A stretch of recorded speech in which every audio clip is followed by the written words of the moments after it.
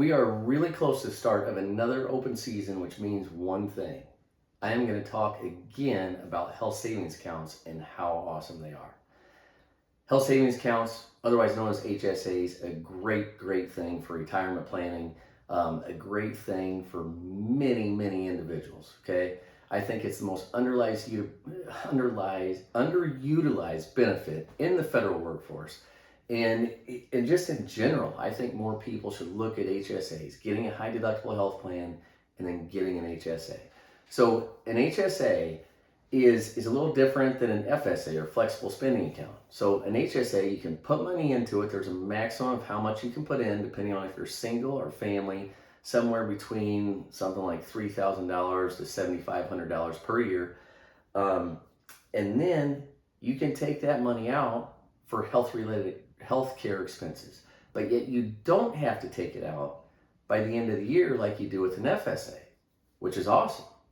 You can invest that money in a mutual fund, stocks, whatever, and the money can grow over time.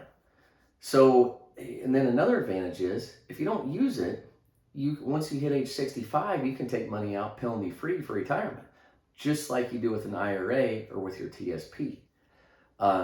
So it could be a great retirement account. So a couple things to know about HSAs. Triple tax-free, phenomenal. Triple tax-free means you put money into it before paying taxes, okay? Tax deductible contributions to your HSA. The money grows tax deferred, and then it comes out tax-free for health expenses.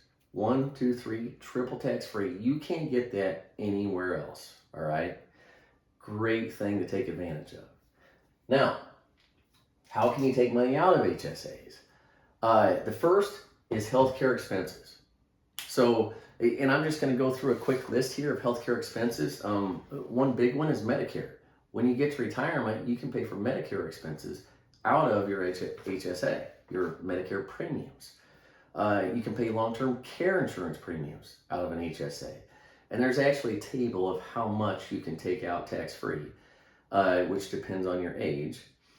You can pay for first aid supplies, glasses, contacts, for fertility medicine treatments like IVF, ibuprofen, allergy medications, a lot of over-the-counter medications, feminine hygiene products. Another one that a lot of people never think of is sunscreen.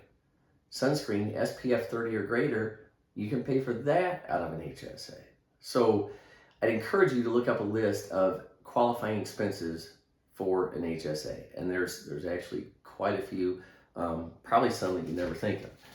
Now, a little more about how they can be used. In my opinion, there's 3 great ways to use an HSA. 1 is health expenses. 2 is an emergency fund.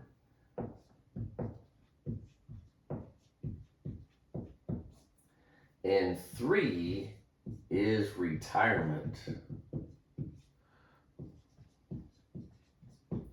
Now, let me just explain a little more about these 2 here. Health expenses, yes, you can pay for those whenever they happen. You can pay for those out of your HSA.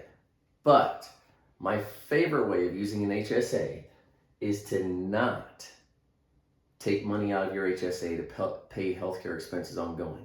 While you're working, while your income is higher, go ahead and pay for those expenses out of pocket, yet keep track of them, okay?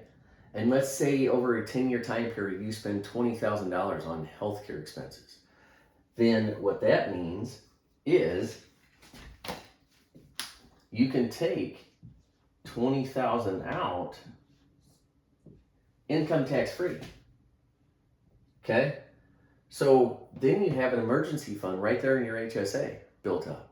That if you ever need funds, there's $20,000 you can take out tax-free from your HSA because you have spent that money on healthcare expenses over the past 10 years. Okay, there's nothing that says that money has to be taken out in the year that the expenses incur with an HSA. Then the other way is retirement.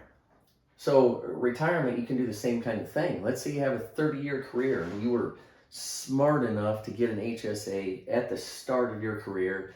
Health stayed pretty good, so you kept your high deductible health plan for the full 30 years.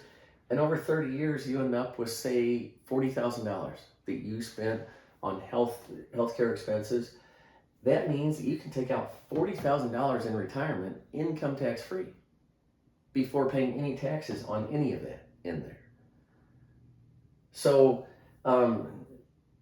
again, these are my two favorite ways to do it. And if you don't, if it is $40,000 and your balance there is $150,000 when you retire, great. You can take out that $140 income tax free, and then the other $110, you can take that out once you turn 65. Again, just like you can from an IRA or TSP, you take withdrawals and you pay income taxes on your withdrawals. So those are my thoughts about health savings accounts, HSAs. I think they are a phenomenal retirement planning tool, and I think that everybody should look at a high deductible health plan and an HSA and see if it might be a good fit for you.